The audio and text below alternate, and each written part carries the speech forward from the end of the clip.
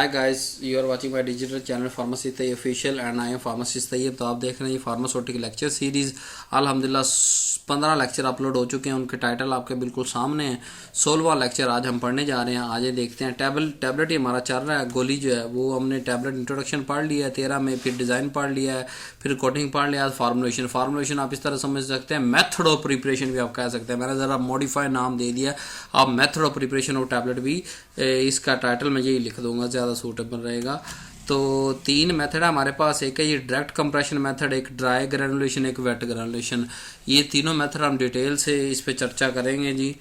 पहले आगे direct compression. नाम से जाहिर है कि हमने कोई ग्रैनुलेशन का कोई स्टेप नहीं करना, सिर्फ इसमें 2 सिंपल स्टेप होने हैं, मिक्सिंग और उसके बाद हमने इसको कंप्रेस कर देना है। ये देखें, ये जो पिछला है सारा वो आप खुद पढ़ लीजिएगा वीडियो पॉज करके, लेकिन मैं आपको समझा देता हूँ। हमारे पास पहले ड्रग है। अगर ड्रग का मतलब API, active pharmaceutical ingredient. API अगर प्रॉपर साइज का नहीं है तो पहले स्टेप के अंदर हम उसको ग्राइंड करेंगे, ठीक है। ग्राइंड करने के बाद जो है वो वी शेप ब्लेंडर, ये इसे ब्लेंड कहते हैं, ये वी शेप ब्लेंडर कहते हैं, इसके अंदर मिक्स करेंगे। अब इसके अंदर क्या एपीआई भी डालेंगे और दूसरे सारे एक्सिपिएंट एक ही दफ़ा में डाल देंगे, जो हमने वो पिछले टैबलेट के कंपोनेंट पढ़ चुके हैं सारी डिटेल के साथ, जिसमें कलरेंट, फ्लेवरेंट और डिसइंटीग्रेंट हमारे पास आ गया। इसके अलावा एंटीऑक्सीडेंट और बहुत सारी चीज़ें जो हम जो कंपोनेंट और टैबलेट पढ़ चुकी है, वो सारी एक्सिपिएंट या इसके अंदर डालेंगे और एपीआई डालेंगे और अच्छी तरह ब्लेंड करेंगे। ब्लेंड करने के बाद हमारे पास कंप्रेशन मशीन है, उस पर कंप्रेस करेंगे टैबलेट बन के। अब यहाँ हमारे पास सिर्फ मेन अगर देखें 2 स्टेप ही है ना। ग्राइंड तो हर ड्रग ने ग्राइंड नहीं करना ना, हर ड्रग का हमें साइज छोटा करने की जरूरत नहीं पड़ेगी। मोस्ट ऑफ ड्रग हमारे पास जो यूज साइज उसी के माइक्रोग्राम या उसके पार्टिकल साइज का रेंज के अंदर आता है। हमने सिर्फ ब्लेंड करना है, यानी मिक्स करना है। ये वी शेप ब्लेंडर हर यूनिवर्सिटी के अंदर लगा हुआ है, ठीक है। हाथ के साथ इसको रोटेट करते हैं। वी शेप का ये होता है, एक तरफ हैंडल लगा होता है, दोनों तरफ से ऊपर बंद कर देते हैं, अच्छी तरह मिक्स करते हैं। मिक्सिंग के बाद जो है कंप्रेशन, मिक्सिंग और कंप्रेशन, डायरेक्ट कंप्रेशन इसलिए हम कह दें कि हमने कोई अंदर से दूसरा तीसरा स्टेप नहीं किया। एक्सिपिएंट कौन से डालेंगे जो मोस्ट कॉमन इस प्रोसेस में यूज होता है, मैंने आपको बताया था ना, जो डाइल्यूएंट, डिसइंटीग्रेंट, लुब्रिकेंट, ग्लाइडेंट, वो हर मेथड के एतबार से चेंज होते जाएंगे। इसमें डाइल्यूएंट या फिलर जो है वो स्प्रे ड्राइड लैक्टोलोज हम डालेंगे, स्प्रे ड्राइड 250 नंबर वाला डालेंगे। Dicalcium phosphate as a diluent या फिलर डालेंगे। मैनिटोल एज ए डाइल्यूएंट या फिलर डालेंगे। सॉर्बिटोल एज ए डाइल्यूएंट या फिलर डालेंगे। एमसीसी मिथाइल सेलुलोज या इसका एक ब्रांड एविसिल के नाम से आता है, वो डाइल्यूएंट या फिलर। इस तरह डिसइंटीग्रेंट की बात करें, वही एविसिल डाइल्यूएंट भी है और डिसइंटीग्रेंट भी है।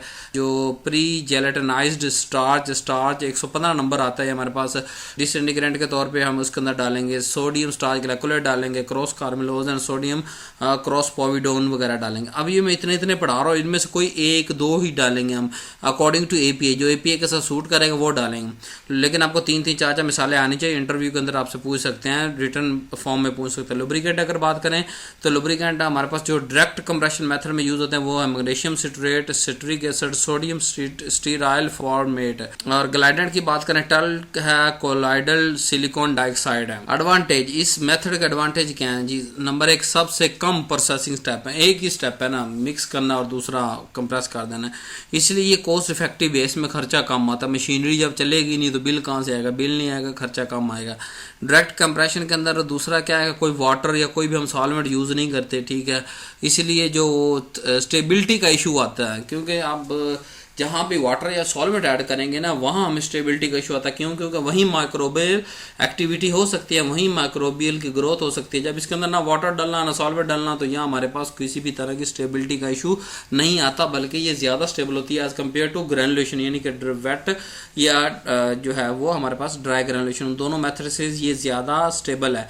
लुब्रिकेटिंग अगर बात करें तो इसमें एक ही वेसल के अंदर एज ए पाउडर मिक्सिंग के अंदर ही हम डाल रहे हैं। लुब्रिकेटिंग, ग्लाइडेंट, डिसइंटीग्रेंट, फिलर सारे एक ही प्रोसेस में हम जो है वो इसको डाल रहे होते हैं। डिसएडवांटेज की बात करें, अब ज़रूरी नहीं कि ये जो डायरेक्ट कंप्रेशन है ये हर तरह की जो है हमारे पास एक्सिपिएंट इसमें यूज़ हो जाए। मैंने आपको पढ़ाई वो चंद एक हैं जो यूज़ हो सकते हैं। और अब इस डायरेक्ट कंप्रेशन के अंदर हमारे पास जो क्वालिटी और यूनिफॉर्मिटी है फाइनल डोजेज फॉर्म की, वो एक्सिपिएंट पर डिपेंड करती है। और इस तरह इसमें जो है वो बाज़ दफ़ा पाउडर फ्लो इशू आ जाता है टैबलेटिंग मशीन कंप्रेशन के अंदर। और अगर बात करें फाइनल टैबलेट जो है वो डायरेक्ट कंप्रेशन से ये सॉफ्टर बनती है as compare to wet granulation. क्यों? क्योंकि इसके अंदर हमने कोई बाइंडिंग कोई इस तरह की चीज़ें नहीं डाली। तो ये हमारे पास एक डिसएडवांटेज है कि जो डायरेक्ट कंप्रेशन से बनने वाली टैबलेट वो सॉफ्ट है देन वेट ग्रेनुलेशन। इसके अलावा हम इसके अंदर जो है वो नॉट यूज्ड कलरेंट अगर required formulation due to the muted appearance of the resulting dosage form, कि इसमें ज़्यादातर हम कलरेंट भी ऐड नहीं करते, वही डोजेज फॉर्म का कलर को रिटेन करने की कोशिश करते हैं। दूसरा मेथड आ गया ड्राई ग्रेनुलेशन। अब ग्रेनुलेशन से आपको समझ आ जाना चाहिए कि ग्रेनुलेशन मतलब ग्रेन्यूल बन रहे हैं, ड्राई मतलब ड्राई तरीके से ग्रेन्यूल बन रहे हैं। यानी कि इसके अंदर हमारे पास होता क्या है जी कि जो है हमारे टैबलेट के इंग्रेडिएंट्स लेते हैं और ऐसे इंग्रेडिएंट्स जो वाटर सेंसिटिव है, जो मॉइस्चर सेंसिटिव हैं, तो हमको उसको क्या करते हैं मिक्स करते हैं और मिक्स करने के बाद जो है वो उसको मिक्स करने के बाद हम उसको कंपैक्ट करते हैं। कंपैक्ट करने के बाद क्रश करते हैं। क्रश करके जो है वो एक स्विफ्टर में से छानते हैं। छानने के बाद उसको ब्लेंड करते हैं। फाइनल जो है चीज़ें जो है फाइनल मिक्स के अंदर ऐड करते हैं और फिर हम टैबलेट बना लेते हैं। अब इस पूरे प्रोसेस के अंदर जो मैंने आपको ज़ुबानी बताया कि ब्लेंडिंग, फिर कंपैक्ट यानी कि एक स्लग बना लेना, उसको क्रश करना छोटे साइज़ में। अब जो ये कंपैक्ट और क्रश हम जो कर रहे हैं ना, ये ग्रेन्यूल बन रहे हैं। यहाँ पे जब हम पहले कंपैक्ट करेंगे फिर क्रश करेंगे, ये ग्रेन्यूल बन जाएंगे। इनको फिर एक साइज़ में से गुजार लेंगे कि ताकि सारे यूनिफॉर्म साइज़ के ग्रेन्यूल बन जाए और फिर जो है इसके अंदर कोई वाटर कोई दूसरा सॉल्वेंट यूज़ नहीं हुआ, इसलिए हमारे पास ये ड्राई ग्रेनुलेशन कहलाता है। इसके अंदर एक्सिपिएंट कौन से जो बड़े ज़रूरी है, ज़रूर याद रखना है अपने। अब यहाँ पे हमारे पास डायल्यूट और फिलर कौन से हैं? एनहाइड्रस लैक्टोलोज है, लैक्टोलोज मोनोहाइड्रेट है, स्टार्च डाइबेसिक कैल्शियम फॉस्फेट है, एमसीसी है, एविसिल है, डिसइंटीग्रेंट स्टार्च है, एविसिल है, सोडियम स्टार्च ग्लाइकोलेट है, क्रॉस कार्मिलोज सोडियम है, क्रॉस पोविडोन है, लुब्रिकेंट्स के अंदर हमारे पास स्टीरेट है, मैग्नीशियम स्टीरेट या स्टेरिक एसिड, फिर ग्लिसराइल फैटी एसिड है, पॉलीऑक्सी थायलीन स्टीरेट है, ग्लाइडेड टल्क है, कोलाइडल सिलिकॉन डाइऑक्साइड है। मिसलिनियस के बारे में कलर है, स्वीटनिंग एजेंट वगैरह भी हम ड्राई के अंदर ऐड करते हैं। वहाँ हम जो है वो कलरेंट जो डायरेक्ट कंप्रेशन उसके अंदर यूज़ नहीं करते। तो ये वाले एक्सीपिएंट आपने ज़रूर याद करना है। 2-2 3-3 मसाले आपको आने चाहिए। और मैं बार बार बता रहा हूँ कौन सा एक्सीपिएंट किस फार्मूलेशन में डालेंगे ये एपीए डिसाइड करता है। एपीए के साथ जो जो सूटेबल होगा, मतलब अगर उसके साथ एविसिल सूटेबल है तो हम लैक्टोलोज नहीं डालेंगे, अगर लैक्टोलोज सूटेबल है तो हम एविसिल नहीं डालेंगे। तो इस तरह जो एपीआई आपको 3-4 मसाले हर डायल्यूट की, डिसइंटीग्रेंट की, लुब्रिकेंट की, ग्लाइडेंट की 3-4 मसाले आने चाहिए उस मेथड की, और वो डालेंगे on the base of suitability with API. अब डायग्राम की शक्ल में देखते हैं। पहले स्टेप के अंदर वही मैंने आपको कहा कि ड्रग को हम क्या करेंगे ग्राइंड करेंगे। अब ग्राइंड करने का क्या मकसद है कि एपीआई का भी एक खास साइज हो जाए, ठीक है। फिर उसको वी शेप ब्लेंडर के अंदर ब्लेंड करेंगे और कुछ एक्सिपिएंट इसके साथ डालेंगे और उसके बाद उसको कंपैक्ट करेंगे। रूलर कंपैक्टर यहाँ दिखाया गया आपको, 2 तरह रूल हैं और अंदर से जब गुजरेगी तो एक खास जो है वो सॉलिड बन जाएंगे। ये बड़े बड़े या आप कह लें स्लग भी बन सकते हैं। इस तरह स्लगिंग प्रोसेस भी हो सकता है। यहाँ पे स्लग बन जाए और स्लग को आप ब्रेक कर लें, ब्रेक करके आगे छान लें, छानने के बाद फिर मिक्स कर लें। तो यहाँ पे हमारे पास जब हम कंपैक्ट करते हैं तो क्या होता है ग्रैन्यूल बनते हैं। ये स्टेप 3 पे कंप्रेशन पे क्या बनना है ग्रैन्यूल्स।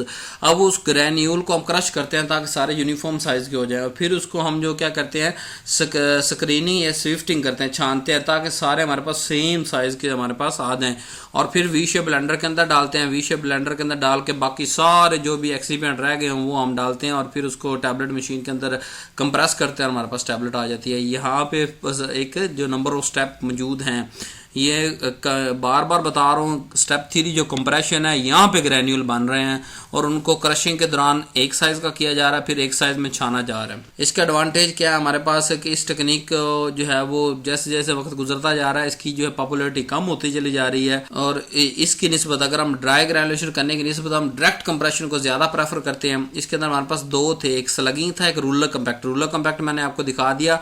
स्लगिंग क्या होता है, इसी रूलर कंपैक्ट की जगह पे क्या होता है कि हम कंप्रेशन मशीन लगा देते हैं। यानी ये जो स्टेप 3 पे अगर हमने रूलर कंपैक्टर लगाया हुआ है तो उसको रूलर कंपैक्टर कहेंगे।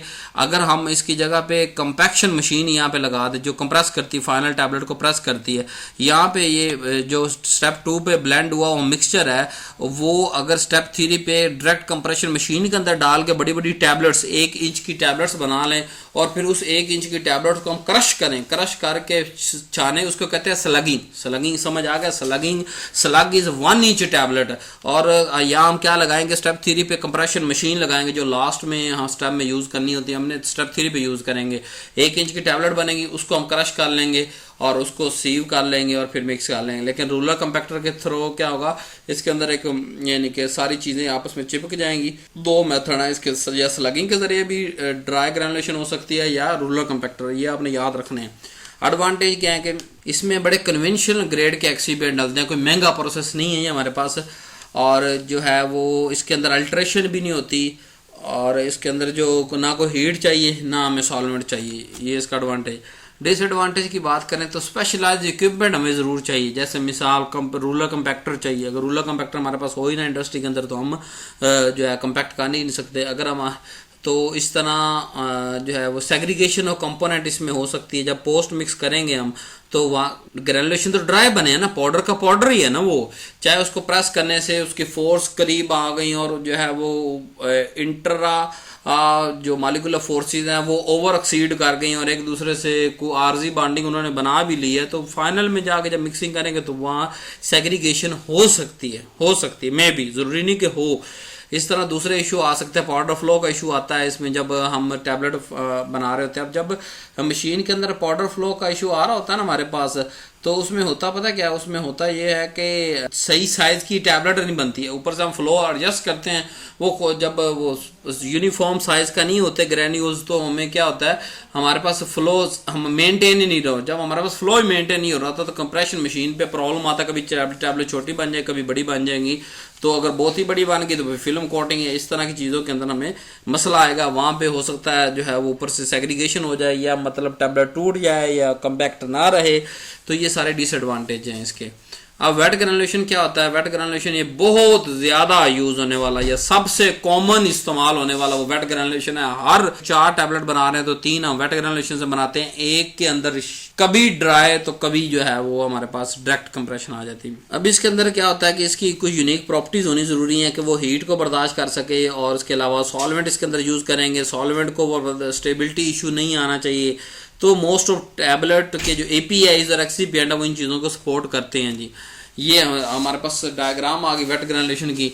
इसके अंदर क्या होता है, पहला स्टेप तो आपको पढ़ा के थक गया हूँ कि ग्राइंड करना है, यानी कि API का अगर रिक्वायर साइज नहीं है तो आपने क्या कर लेना है, ग्राइंड कर लेना है, ठीक है। उसके बाद हमने इसको ब्लेंड करना है। ब्लेंड करने के वी शेप ब्लेंडर के अंदर, एक्चुअली ये ब्लेंड करना पहला स्टेप है, ब्लेंड करना है। ब्लेंड करने के बाद हम क्या करेंगे, उसको जो है वो उसके अंदर लिक्विड डालेंगे, लिक्विड डाल के मिक्सर से हलाएंगे। बड़े बड़े एजिटेटर होते हैं या मिक्सर होते हैं जो ब्लेड लगे होते हैं उसके अंदर, तो मिक्सी जो है ना वो बार बार उसके अंदर घूमते हैं, एजिटेट होते हैं, या मिक्सर जब चलते हैं तो क्या होगा, वेट लिक्विड या सॉल्वेंट जो बाइंडर हमने डाला उसकी वजह से छोटे छोटे ग्रेन्यूल्स बन जाएंगे, जिसे हम क्या कहते हैं, पैलेट्स कहते हैं।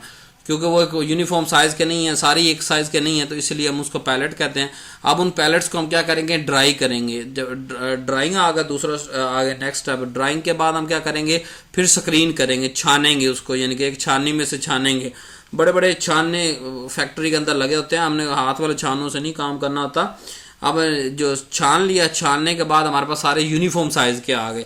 अब जो ऊपर बच जाते हैं ना स्क्रीन के ऊपर, उसको हम क्रश करके उस साइज़ के बना लेते हैं। ये नहीं कि हम ऊपर वाला पाउडर फेंक देंगे, या प्रैक्टिकल बात आपको कर रहा हूँ कि ड्राई करने के बाद जब हम छान रहे होते हैं तो जो पाउडर ऑटोमेटिक नीचे चला गया उन जालियों में से, खास हर API या हर ड्रग की खास हम जाली लगाते हैं। बाकी हम बाकी ऊपर से क्रश करते हैं। जब क्रश करते हैं तो वो भी जो है वो रिक्वायर्ड पार्टिकल साइज में कन्वर्ट होकर नीचे चले जाते हैं। फिर उन सबको उठा के ब्लेंडर में डालते हैं, या हम लुब्रिकेंट, ग्लाइडर और दूसरी चीज़ें डाल के अच्छे से मिक्स करते हैं ताकि फ्लो प्रॉपर्टी को कंट्रोल हो। बार बार मैंने पीछे दोनों डायरेक्ट के अंदर और जो है वो ड्राई ग्रेनुलेशन के अंदर हमने फ्लो प्रॉपर्टी की बात, यहाँ फ्लो प्रॉपर्टी का कोई मसला नहीं होता, क्योंकि यहाँ एक तो वेट ग्रेनुलेशन है यानी यूनिफॉर्म पार्टिकल साइज बने, और दूसरा लुब्रिकेंट और दूसरे एक्सीपेंट ग्लाइडेंट वगैरह हम डाल रहे हैं, और एंड पे हम कंप्रेस करेंगे, हमारे पास टैबलेट बन जाएगी।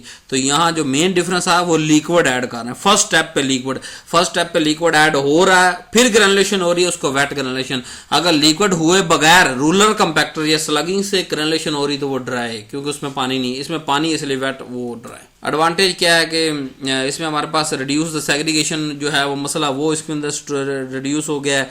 फिर जो है वो it uses low concentration of therapeutic agent, थोड़ा भी अगर है हमारे पास तो वो भी इसकी टैबलेट बन सकती है। और कोई ख़ास तरह के हमें नहीं चाहिए होते इसके अंदर एक्सीपिएंट भी, और सबसे कॉमन इस्तेमाल होने वाला यही है। और डिसएडवांटेज ये कि बड़ा लंबा चौड़ा है, सॉल्वेंट यूज़ करना है, उसको सॉल्वेंट की जो है वो स्टेबिलिटी देखनी पड़ेगी, स्टेबिलिटी इशू आ सकता है। तो इस तरह जो है वो कुछ डिसएडवांटेज भी हैं। सो थैंक यू वेरी मच। आज का हमारा जो है वो लेक्चर कंक्लूड हुआ। 3 मेथड थे, तीनों मैंने आपको टैबलेट प्रिपरेशन को बढ़ा दिए। ये मेरी अपनी ज़ाती वेबसाइट है www.ibnsultanpharmacy.com। यहाँ से आप विज़िट कर सकते हैं और मेडिसिन परचेज़ कर सकते हैं ऑन माई बिहाफ। मेरे बिहाफ पे आपको ओरिजिनल 100% जो दिखाया जा रहा है वही आपको सेंड किया जाएगा, और प्रॉपर जो डिस्काउंट बताया जा रहा है वो डिस्काउंट है रियल के अंदर।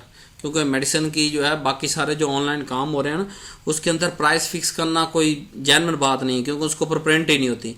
जबकि मेडिसिन के ऊपर प्रिंट होती है मेडिसिन, तो उससे ही जो ऊपर प्रिंटेड होती है ना, उससे हम आपको डिस्काउंट देंगे जितने % भी आपको शो हो रहा है। So thank you very much. अल्लाह हाफिज़।